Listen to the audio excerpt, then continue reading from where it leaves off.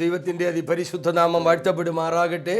അനുഗ്രഹിക്കപ്പെട്ട ഈ 2025 കർത്തർ ദിവസത്തിൻ്റെ പ്രഭാതത്തിൽ ദൈവമക്കളുമായി ഒരിക്കൽ കൂടെ കർത്താവിൻ്റെ വചനങ്ങളെക്കുറിച്ച് പഠിക്കുവാൻ, ചിന്തിക്കുവാൻ ദൈവമായ കർത്താവ് നമ്മുടെ ജീവിതത്തിൽ നൽകിയ ഭാഗ്യത്തെ ഓർത്ത് ഞാൻ സകല മഹത്വവും എൻ്റെ ദൈവത്തിന് നൽകുകയാണ്.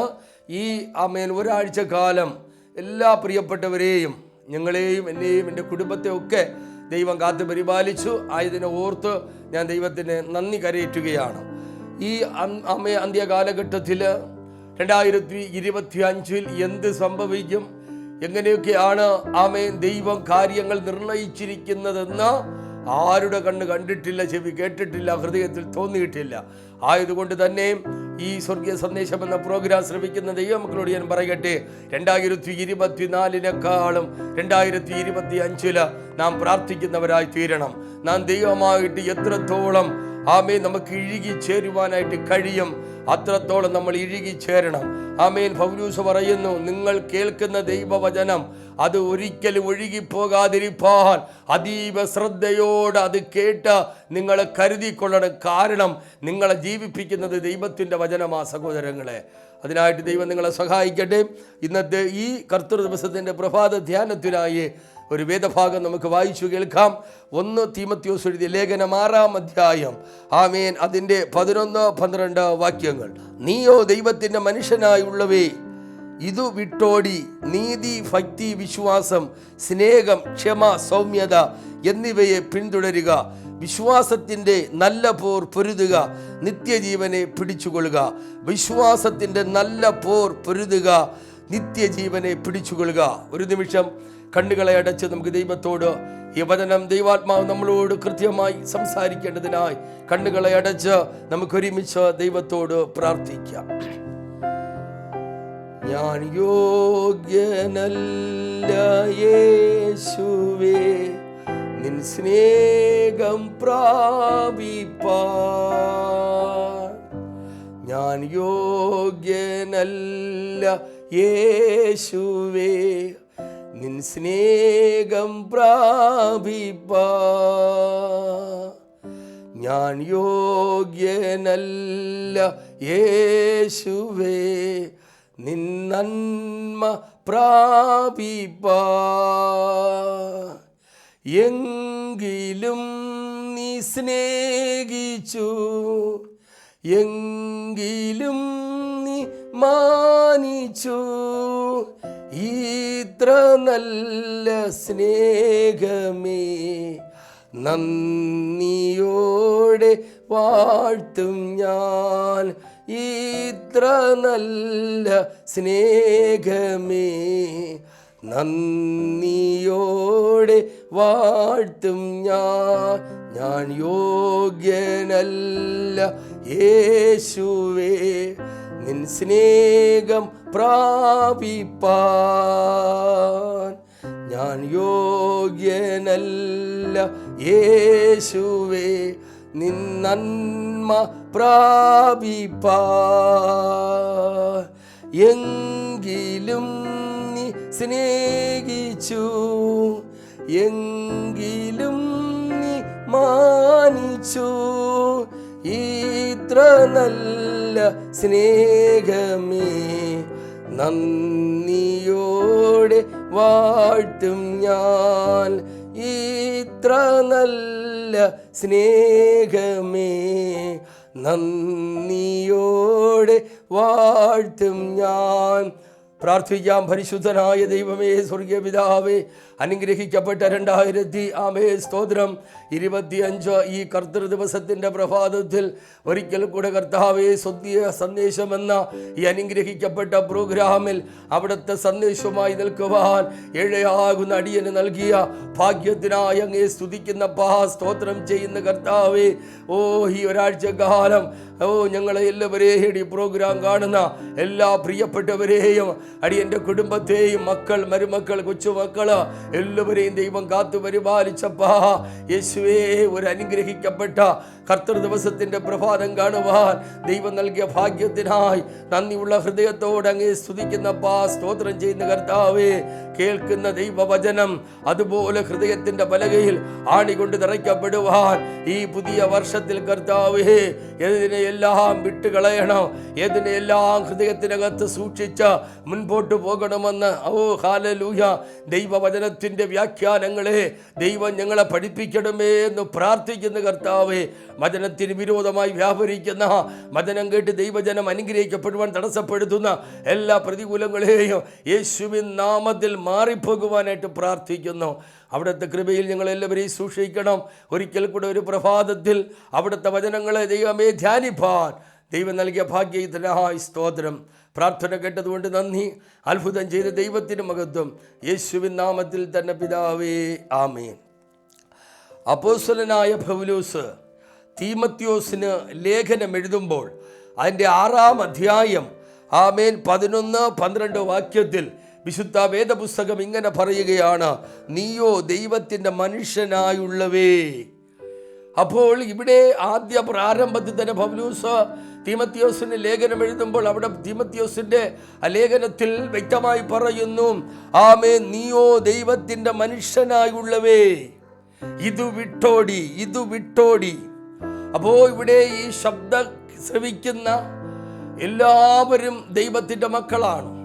അതുകൊണ്ടാണ് പറയുന്നത്, ഈ പ്രപഞ്ചത്തിലെ ദൈവം സൃഷ്ടിച്ച സകല മനുഷ്യരോടും ദൈവത്തിൻ്റെ മനുഷ്യനായുള്ളവേ. അതിൻ്റെ അർത്ഥം ഈ ലോകത്തിൽ ജീവിക്കുന്ന സകല മനുഷ്യരും ദൈവത്തിൻ്റെ മക്കളാണെന്ന് ആ വചനത്തിൻ്റെ വ്യാഖ്യാനം. ദൈവത്തിൻ്റെ സകല മക്കളും ആമേൻ കേൾക്കുന്നതിന് വേണ്ടി ആമേൻ പൗലോസ് തീമത്യോസിന് എഴുതുന്ന ഒരു ദൈവിക സന്ദേശമാണിത്. അതിൽ പറയുന്നത്, ഇത് വിട്ടോടി. എന്തൊക്കെ വിട്ടോടണമെന്ന് പറയുകയാണ്. പൗലോസ് മറ്റൊരു ഭാഗത്ത് ഇങ്ങനെ എഴുതി, പാപവും മുറുകെ പറ്റുന്ന പാപവും വിട്ട് നിങ്ങൾക്ക് ദൈവം നിങ്ങളുടെ മുമ്പിൽ വച്ചിരിക്കുന്ന ഓട്ടം സ്ഥിരതയോടെ ഓടണം. 12-ാം വാക്യത്തിൽ നമുക്കത് അധ്യായത്തിൽ അത് കാണാൻ കഴിയും. ആമേ, പാപവും മുറുകെ പറ്റുന്ന പാപവും വിട്ട് നിങ്ങളുടെ മുമ്പിൽ വച്ചിരിക്കുന്ന ഓട്ടം സ്ഥിരതയോടെ ഓടുക. ഹല്ലേലൂയ. ഇവിടെ ഇത് വിട്ടോടി, അതുകൊണ്ടാണ് ഞാൻ അതിനെ ഒന്ന് ടച്ച് ചെയ്തത്. ആമേൻ, ഇത് വിട്ടോടി. നമ്മുടെ ഇന്നിരിക്കുന്ന സകല ദൈവഹിതമില്ലാത്ത ജഡത്തിലെ മോഹങ്ങളും പ്രവൃത്തികളും എല്ലാം വിട്ടുകളഞ്ഞിട്ട് നിങ്ങൾ അതെല്ലാം ഉപേക്ഷിച്ചുകൊണ്ട് നിങ്ങൾ എന്ത് ചെയ്യണം? ഓടണമെന്നാണ് വിശുദ്ധ വേദപുസ്തകം പറയുന്നത്. എന്താണ് വിട്ടോടി? നിങ്ങൾ ചെയ്യേണ്ടത് നീതിയുള്ളവരായി തീരണം, നീതി പ്രവൃത്തികൾ ചെയ്യുന്നതായി തീരണം. ഹല്ലേലൂയ. ദൈവത്തിന്റെ വചനത്തിൽ ഹല്ലേലൂയ, നീതിമാൻ ഒരിക്കലും വിശന്നിരിപ്പാൻ ദൈവം അനുവദിക്കത്തില്ല. നീതിമാന്റെ ഭവനത്തെ ദൈവം അനുഗ്രഹിക്കും, തലമുറകളെ ദൈവം അനുഗ്രഹിക്കും. നീതിയുള്ള മക്കളായി തീരണം. ഹല്ലേലൂയ. ദൈവം അനേകർക്ക് നീതി പ്രവർത്തികൾ ചെയ്ത ദൈവമാണ്. ആയതുകൊണ്ട് പറയുന്നു, ഒന്നാമതായി നമ്മെ നീതിയുള്ള മക്കളായി തീരണം. 2, ഭക്തി ഉള്ളവരായി തീരണം. ഭക്തിക്കൊത്ത ജീവിതം നയിക്കണം. ദൈവവചനത്തിൻ്റെ ആഴങ്ങളിലേക്ക് ഇറങ്ങി ദൈവഭക്തിയെക്കുറിച്ച് നമ്മൾ പഠിക്കുമ്പോൾ നമുക്കറിയാം ദൈവഭക്തിയുള്ള വ്യക്തിത്വത്തിൻ്റെ ജീവിതത്തിൻ്റെ പ്രാധാന്യം എന്താണ്. ഇയ്യോബിൻ്റെ ജീവിതം നിങ്ങൾക്കറിയാം. ആമേൻ, അവൻ ദൈവഭക്തനും ദോഷം ചെയ്യാത്തവനും ഹല്ലേലൂയ ഒരു ദുഷ്ടപ്രവൃത്തികളും ചെയ്യാത്തൊരു മനുഷ്യനായിരുന്നു. അവൻ നീതിമാൻ, നിഷ്കളങ്കൻ, ദോഷമിട്ട് അകലുന്നവൻ ദൈവഭക്തനായിരുന്നു. ദൈവഭക്തിക്ക് വേണ്ടെത്തിയുണ്ട്. അവൻ്റെ ജീവിതം പരിശോധിക്കുമ്പോൾ ദൈവഭക്തി, ദോഷപ്രവൃത്തികൾ ഇതൊന്നും ചെയ്യാതെ ദൈവഭക്തിയെ മുറുകെ പിടിച്ച ഒറ്റ കാരണത്താൽ മരണത്തിൻ്റെ പാർശ്വങ്ങൾ അവനെ ചുറ്റി.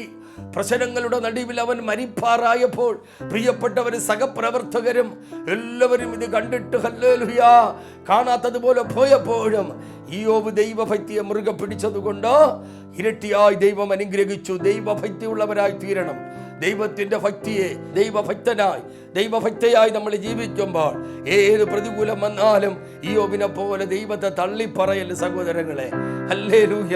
ദൈവത്തിന് നമ്മൾ നിന്ദിച്ച് പറയാൻ തയ്യാറാകരുത്. ദൈവത്തിന് നമ്മൾ വേണ്ടെന്ന് പറയരുത്. ദൈവത്തിന് ഹിതമില്ലാത്ത ഒരു വാക്കും ദൈവമക്കളുടെ വായിൽ നിന്ന് ഉരുവായി പുറത്തു വരരുത്. ഹല്ലേലൂയ. ദൈവഭക്തിയെ മുറുകെ പിടിക്കണം. ഹല്ലേലൂയ. അങ്ങനെ ദൈവഭക്തനായ പുരുഷൻ ഭാഗ്യവാൻ, അവൻ അനുഗ്രഹിക്കപ്പെടുന്നവനാണെന്ന് സങ്കീർത്തനക്കാരൻ പറയുന്നു. ഏത് പ്രചനത്തിൻ്റെ നടുവിലും നമ്മളായിരിക്കുമ്പോൾ നമ്മളൊരു ദൈവ പൈതലാണെന്ന ആ നല്ല ഒരു ഉൾക്കാഴ്ച, ആ ഒരു ധാർമ്മിക ബോധം നമുക്കുണ്ടായിരിക്കണം. അങ്ങനെ ആയിരിക്കുമ്പോൾ ദൈവഭക്തിക്ക് വിരോധമായി എവിടെയെങ്കിലും എന്തെങ്കിലും പ്രതികൂലങ്ങൾ കടന്നു വരുമ്പോൾ അവിടെ നിന്നെല്ലാം നമ്മൾ ഓടി ഒളിക്കേണ്ടി വരും. ഹല്ലേലൂയ. എന്നെ കേൾക്കുന്ന പ്രിയ സഹോദരി, ദൈവഭക്തിയെ നമ്മൾ രണ്ടാമതായി മുറുകെ പിടിക്കണം. ഓ ഹല്ലേലൂയ. മൂന്നാമതായി അവിടെ പറയുന്നു വിശ്വാസം. ഹല്ലേലൂയ. വിശ്വാസം നമുക്കുണ്ടായിരിക്കണം. ആത്മീക ഗോളത്തിൽ ഇന്ന് നഷ്ടപ്പെട്ടിരിക്കുന്ന ഒരു പ്രത്യേക ഘടകമാണ് വിശ്വാസം. ഹല്ലേലൂയ. എബ്രായ ലേഖനത്തിൽ പൗലോസ് 11-ാം വാക്യത്തിൽ പറയുന്നു, വിശ്വാസം എന്നതോ ആശിക്കുന്നതിൻ്റെ ഉറപ്പ്, കാണാത്ത കാര്യങ്ങളുടെ നിശ്ചയം. വിശ്വാസത്തിനൊരു പ്രത്യേകതയുണ്ട്. വിശ്വസിക്കുന്നവൻ്റെ ജീവിതത്തിൽ അത്ഭുതങ്ങൾ നടക്കും. വിശ്വസിക്കുന്നവൻ്റെ ജീവിതത്തിൽ അടയാളങ്ങൾ നടക്കും. ഓ ഹല്ലേലൂയ. വേദപുസ്തകത്തിൽ എൻ്റെ കർത്താവ് കൊടുത്തിരിക്കുന്ന ഒരു അനുഗ്രഹിക്കപ്പെട്ട വചനമുണ്ട്. വിശ്വസിക്കുന്നവരാൽ അടയാളങ്ങൾ നടക്കും. വിശ്വസിക്കുന്നവരാരൊക്കെയാണോ അവരുടെ ജീവിതത്തിൽ അടയാളങ്ങൾ നടക്കും. എൻ്റെ നാമത്തിൽ ഭൂതങ്ങളെ പുറത്താക്കും. ഹല്ലേലൂയ. മരണകരമായി അവർക്ക് എന്തൊക്കെ പ്രതിസന്ധി വന്നാൽ അവർ നശിച്ചു പോകത്തില്ല എന്ന് വേദപുസ്തകം പറയുന്നു. പ്രിയതേ, വിശ്വാസം, നമ്മുടെ വിശ്വാസ ജീവിതമാണ് ആത്മീക ഗോളത്തിൽ ഏറ്റവും പ്രധാനം. ഹല്ലേലൂയ. നമ്മളെ ദൈവം ഹല്ലേലൂയ തെസ്സലോനിക്കർ സഭയ്ക്ക് ലേഖനം എഴുതുമ്പോൾ പൗലോസ് പറയുന്നു, നിങ്ങളെ വിശ്വസ്തരെന്നെണ്ണി ദൈവം ആ ശുശ്രൂഷയ്ക്കാക്കി വെച്ചിരിക്കുകയാണ്. വിശുദ്ധ വിളി കൊണ്ട് നിങ്ങളെ വിളിച്ച് ശുശ്രൂഷയ്ക്കാക്കി വെച്ചിരിക്കുകയാണ്. എന്നെ കേൾക്കുന്ന പ്രിയ ദൈവമക്കളെ, നമ്മളാ വിശ്വസ്തരെന്നെണ്ണിയ വിശുദ്ധ ബൈബിൾ നമ്മുടെ കയ്യിൽ തന്നിരിക്കുന്നത്. അത് ഒരു വിശ്വാസിയായാലും മാനസാന്തരപ്പെട്ട് സ്നാനപ്പെട്ട് കർത്താവിന് വേണ്ടി ഒരുക്കപ്പെട്ട വ്യക്തിയായാലും നമ്മളെ ദൈവം വിളിച്ചിരിക്കുന്നത് വിശ്വസ്തരെന്ന് പറഞ്ഞുകൊണ്ടാണ്. ആ വിശ്വസ്തനായ ദൈവം വിശ്വസ്തരായി നമ്മളെ വിളിച്ചിരിക്കുമ്പോൾ നമ്മളും നമ്മുടെ ജീവിതങ്ങളെ വിശ്വസ്തയോടും വിശുദ്ധിയോടും കൂടെ സൂക്ഷിക്കേണ്ടത് ഏറ്റവും അത്യന്ത അപേക്ഷിതമാണെന്ന് ഞാൻ നിങ്ങളോട് ആലോചന പറയുകയാണ്. നോക്കുക, അടുത്ത് പറയുന്നു സ്നേഹമാണ് ഒരു ജീവിതത്തിൻ്റെ ഏറ്റവും മർമ്മപ്രധാനമായ ഘടകം. യേശു, ഞാൻ നേരത്തെ കഴിഞ്ഞ മെസ്സേജിൽ പറഞ്ഞു, യേശു ഈ ലോകത്തിലേക്ക് വന്നത് പാപത്തെ വെറുത്ത് പാപികളെ സ്നേഹിപ്പാൻ. അങ്ങനെയാണെങ്കിൽ ജീവിതത്തിൽ പാപങ്ങൾ വരും, പ്രതികൂലങ്ങൾ വരും, കുറവുകൾ വരും. യേശു പറയുന്നു, ഞാൻ പാപത്തെ വെറുത്ത് ഭാവിയെ സ്നേഹിപ്പാൻ. നമുക്ക് ക്ഷമിപ്പാൻ കഴിവില്ലാത്തതായി ലോകത്തിലൊന്നുമില്ല സഹോദരങ്ങളെ. ഓ കർത്താവ് നമുക്ക് വേണ്ടി അവൻ്റെ ഓരോ തുള്ളി രക്തവും നമ്മളെ വീണ്ടെടുക്കാൻ വേണ്ടി അവൻ തൻ്റെ നെല്ലിപ്പലക വരെ ഹല്ലേലൂയ കണ്ടല്ല ആളല്ലെന്ന് തോന്നുമാറ് വിധം അവൻ്റെ ശരീരത്തെ വികൃതമാക്കി രോമം കത്തിരിക്കാൻ കൊണ്ടുപോകുന്ന കുഞ്ഞാടിനെ പോലെ അവൻ നിൽപ്പാൻ തക്കവണ്ണം ഇടയായി. എന്തിനു വേണ്ടി? നമ്മളെ പാപത്തിൽ നിന്നും വീണ്ടെടുക്കുന്നതിന് വേണ്ടിയാണ്. ലോകത്തിൽ പരസ്പരം നമുക്ക് ക്ഷമിക്കാൻ കഴിയാത്തതായിട്ട് ഒന്നും തന്നെയില്ല. ഇവിടെ പറയുന്നത് സ്നേഹം നമുക്ക് ഉണ്ടായിരിക്കണമെന്നാണ്. പൗലോസ് സ്വന്തം തീമോഥെയോസിന് ലേഖനം എഴുതുമ്പോൾ അവിടെ വ്യക്തമായി രേഖപ്പെടുത്തുന്ന അഞ്ചാമത്തെ കാര്യം സ്നേഹം നമുക്കുണ്ടായിരിക്കണം. സ്നേഹം നമ്മുടെ ജീവിതത്തിൽ വേദപുസ്തകത്തിൽ പറയുന്നു, ആകയാൽ വിശ്വാസം, പ്രത്യാശ, സ്നേഹമോ അതിൽ ഏറ്റവും വലുത് സ്നേഹം തന്നെയാണ്. യേശു സ്നേഹിക്കുന്ന മക്കളാണ്. യേശുവിനെ സ്നേഹിക്കുന്ന മക്കളായി നിങ്ങളും ഞാനും തീരേണ്ടത് ആവശ്യമാണ്. വേദപുസ്തകത്തിൽ പറയുന്നു, ദൈവം സ്നേഹിക്കുന്നവർക്ക്, നിർണയപ്രകാരം വിളിക്കപ്പെട്ടവർക്ക് ദൈവം ഒരുക്കിയിട്ടുള്ളത് ആരുടെ കണ്ണ് കണ്ടിട്ടില്ല സഹോദര, ആരുടെ ചെവി കേട്ടിട്ടില്ല. ദൈവ സ്നേഹത്തെ ആരൊക്കെ പിടിച്ചു പറ്റുന്നുവോ അവരെല്ലാം ദൈവ സ്നേഹ സ്നേഹത്തിൽ ജയാളിയായി നടക്കും, അതിന് മാറ്റമില്ല. ദൈവം സ്നേഹിക്കുന്നവന്റെ പ്രാർത്ഥനയ്ക്ക് മറുപടി ദൈവം കൊടുക്കുക. ദൈവത്തെ സ്നേഹിക്കുന്നവൻ ഉപവസിച്ചാൽ, ദൈവത്തെ സ്നേഹിക്കുന്നവൻ ഭവനം വിട്ടിറങ്ങി ഭവനത്തിനകത്ത് വരുന്നത് വരെ അവന് പ്രൊട്ടക്ഷനായി യേശു കർത്താവ് തന്റെ ദൂതന്മാരെ കാവലേക്ക. ദൈവത്തെ സ്നേഹിക്കുന്നവർക്ക് ഹല്ലേലൂയ, നിർണയപ്രകാരം വിളിക്കപ്പെട്ടവർക്ക് സകലതും നന്മയ്ക്കായത്രേ അവൻ നൽകുന്നത്, നന്മയ്ക്കായത്രേ വ്യാപരിക്കുന്നത്. ഹല്ലേലൂയ. ഈ കർത്തൃ ദിവസത്തിന്റെ പ്രഭാതത്തിൽ ദൈവമക്കളോട് ഞാൻ പറയുക, ദൈവത്തിന്റെ സ്നേഹം നമ്മൾ പിടിച്ചു പറ്റണം. ദൈവത്തിന്റെ സ്നേഹം നമ്മൾ പിടിച്ചു പറ്റിയാൽ മാത്രമേ നമുക്ക് മറ്റുള്ളവരെ സ്നേഹിപ്പാനായി കഴിയൂ, മറ്റുള്ളവരെ നമുക്ക് ആദരിക്കാനായി കഴിയൂ, മറ്റുള്ളവരെ നമുക്ക് സ്നേഹിപ്പാനായി കഴിയൂ. പ്രിയ ദൈവമക്കളെ, ഹല്ലേലൂയ. അടുത്ത 6-ാമതായി പറയുന്നു ക്ഷമ. ഹല്ലേലൂയ. ക്ഷമ, സ്നേഹം, ഇതിലെല്ലാത്തിലും പ്രധാനം വിശ്വസ്തത, സ്നേഹം. അടുത്ത് പറയുന്നു ക്ഷമ. ഒരു കുടുംബ ജീവിതത്തിന്റെ ഏറ്റവും പ്രാധാന്യതയാണ് ആമേ സ്വത്രം, വിശ്വസ്തത, സ്നേഹം. ആമേ പ്രിയ ദൈവവൈതലേ, ക്ഷമ. ക്ഷമയില്ലെങ്കിൽ ഒന്നുമില്ല. ക്ഷമയില്ലാതെ നമ്മൾ എന്തെങ്കിലും പറഞ്ഞാൽ അവിടെ സംഭവിക്കുന്നത് ജീവിതത്തിൽ ഭയങ്കരമായ പ്രതികൂലങ്ങളും പ്രതിസന്ധികളുമാണ്. ക്ഷമിക്കാത്ത ഒറ്റ കാരണം കൊണ്ട് ഇന്ന് അനവധി കുടുംബങ്ങൾ തകർന്നുടഞ്ഞുകൊണ്ടിരിക്കുകയാണ്. ഹല്ലേലൂയ. അതുകൊണ്ട് എൻ്റെ കർത്താവ് നമ്മളെ പഠിപ്പിക്കുന്നു, ആമേൻ സ്വത്രം, നാം 6-ാമതായി ക്ഷമയുള്ളവരായി തീരണം. ആമേൻ. നീയോ ദൈവത്തിന്റെ മനുഷ്യനായുള്ളവേ, അത് വിട്ടോടി. നമുക്ക് ആ ദൂത്, ദൈവത്തിന്റെ മക്കളായിരിക്കുന്ന, ദൈവത്തിന്റെ മനുഷ്യരായിരിക്കുന്ന നമ്മളെല്ലാവരും ആമേൻ സ്വത്രം, അത് വിട്ടോടി. നീതി, ഹല്ലേലൂയ, ആമേൻ സ്വത്രം, ഭക്തി, വിശ്വാസം, സ്നേഹം, ക്ഷമ. ക്ഷമ നമുക്ക് ഏറ്റവും അത്യന്താപേക്ഷിതമാണ്. അവൻ ആ ക്ഷമയുടെ മാതൃക നമുക്ക് കാണിച്ചു തന്നു. ഹല്ലേലൂയ. ആ ദൈവത്തിന് ക്ഷമയില്ലാതിരുന്നെങ്കിൽ, ആ ദൈവത്തിന് എല്ലാം സഹിപ്പാനുള്ള ക്ഷമ എന്ന ആ 3 അക്ഷരം തൻ്റെ ജീവിതത്തിൽ ഇല്ലായിരുന്നു എങ്കിൽ, പിതാവ് കൊടുത്ത ആത്മാവിനകത്തില്ലായിരുന്നു എങ്കിൽ, കാൽവാരി കുലക്കളത്തിൽ 2 കള്ളന്മാരുടെ നടുവിൽ നമുക്ക് വേണ്ടി ക്രൂശിക്കപ്പെടാൻ എൻ്റെ യേശുവിന് കഴിവില്ലായിരുന്നു. പ്രിയ ദൈവമക്കളെ, അവൻ ക്ഷമയുടെ നെല്ലിപ്പലക വരെ ഗോൽഗത്തായി നമുക്ക് വേണ്ടി കൊടുത്തു. അങ്ങനെയാണെങ്കിൽ നമ്മുടെ ജീവിതങ്ങളിൽ വരുന്ന പാപങ്ങൾ, കുറവുകൾ എല്ലാം നമുക്ക് ക്ഷമിച്ചുകൊണ്ട് ആ കർത്താവിന് വേണ്ടി ജീവിപ്പാൻ തക്കവണ്ണം കഴിയണം എന്ന് ഞാൻ ദൈവാത്മാവിൽ ഓർമ്മപ്പെടുത്തുകയാണ്. അവസാനമായി പറയുന്നു സൗമ്യത. സൗമ്യത, താഴ്മ നമ്മുടെ ജീവിതത്തിൽ ഉണ്ടായിരിക്കണം. ആമേ. തന്നെ താഴ്ത്തുന്നവനെ ഉയർത്തും, ഉയർത്തുന്നവനെ ദൈവം താഴ്ത്തുമെന്ന് ലൂക്കായുടെ സുവിശേഷത്തിൽ വേദപുസ്തകം പറയുന്നു. ആയതുകൊണ്ട് ഈ അന്ത്യകാലഘട്ടത്തിൽ ആമേ സ്വത്രം, ചിലതിനെ നമ്മൾ വിട്ടിട്ട്, ആമേ ചിലതിനെ നമ്മൾ നമ്മുടെ ഹൃദയത്തിനകത്ത് ഏറ്റെടുത്തുകൊണ്ട് നമുക്ക് മുൻപോട്ട് പോകുവാൻ ദൈവത്തിൻ്റെ ആത്മാവ് നമ്മളെ സഹായിക്കട്ടെ. ഇത് വിട്ടോടി ആമേ നീതി, ഭക്തി, വിശ്വാസം, സ്നേഹം, ക്ഷമ, സൗമ്യത എന്നിവയിൽ നമ്മുടെ ജീവിതങ്ങളെ 2025 ആമേ ഈ പറഞ്ഞ 7 കാര്യങ്ങളിൽ നമ്മുടെ ഹൃദയത്തെ സമ്പൂർണ്ണമായി സമർപ്പിച്ചുകൊണ്ട് 25 നമ്മുടെ ജീവിതങ്ങളെ ദൈവം മുമ്പാകെ സമർപ്പിച്ച് അങ്ങനെയുള്ള ഒരു അനുഗ്രഹിക്കപ്പെട്ട ജീവിതം നയിപ്പാൻ ദൈവത്തിൻ്റെ പരിശുദ്ധാത്മാവ് നമ്മളെ സഹായിക്കട്ടെ.